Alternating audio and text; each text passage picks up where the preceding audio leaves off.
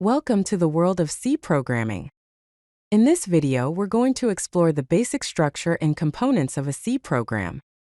C is a powerful and versatile language. Understanding its structure is the first step to becoming a proficient C programmer. A typical C program consists of several key sections, laid out in a well-defined manner. Starting from the top, we have the documentation section. This part is for comments that explain the program.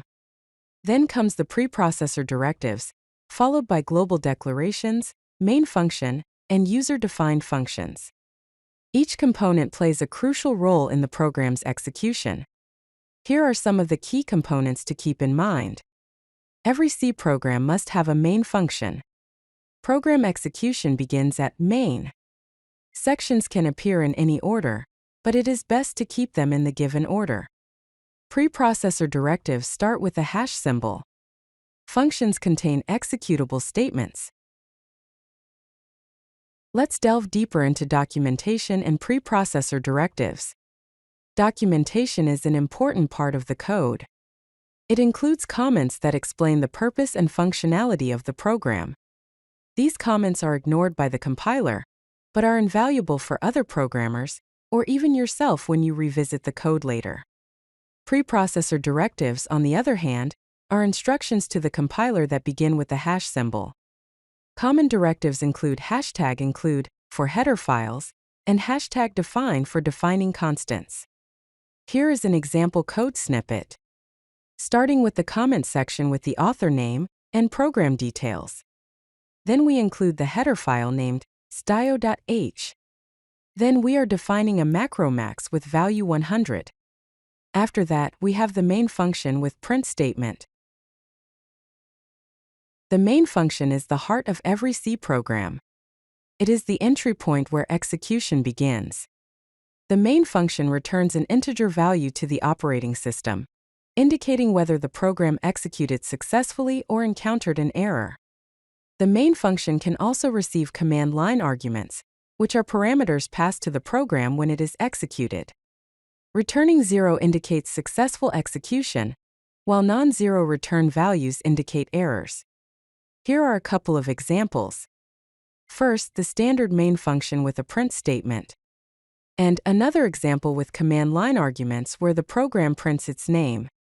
Some key points to remember are that the main function is the entry point of every C program. Execution always begins at main. It returns an integer value to the operating system. It can receive command line arguments. Returning 0 indicates successful execution and non-zero return values indicate errors.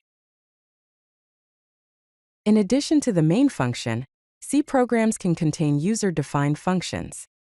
These are self-contained blocks of code that perform specific tasks. Functions promote code reusability and modularity, making programs easier to understand and maintain. A function has several components, including a return type, function name, parameters which are optional, a function body, and a return statement. Here's an example of function. First, we declare a function to add two numbers.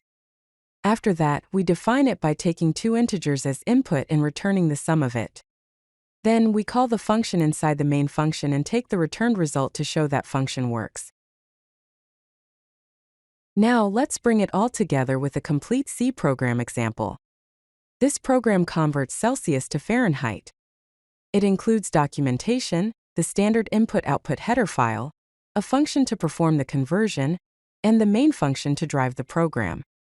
As you can see, every C program follows a structure with documentation, preprocessor directives, functions, and a main entry point. This modular approach makes programs organized and maintainable. This was all about the basics of C program structure. Happy coding! If you like this video, hit that like button and don't forget to subscribe.